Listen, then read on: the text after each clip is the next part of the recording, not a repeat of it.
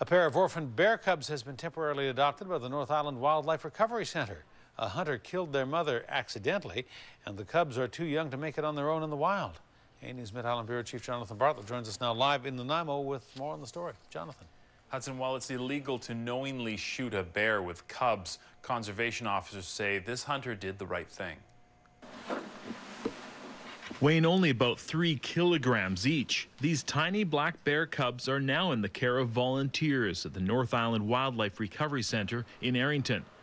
They were on their own for 3 days, so it's essential they get enough food now. It's a pablum, goat's milk, a high-calorie supplement, some vitamins, just to get as much fat and protein into them to help them grow. Their story is a sad one. Their mother was shot by a hunter on the North Island who didn't realize she was with cubs. He had observed the adult bear on her own for quite some time, and it wasn't until after he had shot and killed the mum that he realized that there were 2 cubs. 2 cubs now orphaned. It's illegal to knowingly shoot wildlife in a family unit, but it's clear the hunter did so in error. But as soon as that error is realized, you have to immediately report it to the nearest conservation officers. So he did the right thing by going to conservation officers and reporting the event, and they were able to then go out, and took 3 days, but were able to go out and capture the cubs. Now that spring is here, expect to see more bears in the Vancouver Island backcountry and sometimes close to home. It's mating season and bears are active. Bears are going into their mating phase right now.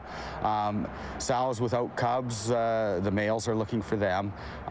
We typically get quite a few sightings this time of year. Last year in BC, 675 bears had to be destroyed after acting aggressively or threatening public safety. Conservation officers say that being bear aware will reduce human-bear conflict and reduce the number of bears they have to put down. It's been my experience there's very few problem bears. It's careless and ill-informed people. After their initial care, the North Island Wildlife Recovery Center will ensure as little human contact as possible for these little bears, so that when they're released back into the wild in about 18 months, they'll be as wild as possible. So our goal is to raise them as wild as possible and then get them set back into the wild so that they can go home. Now, the North Island Wildlife Recovery Center presently has 10 bear cubs at the center. 16 abandoned or sick cubs were brought in since September.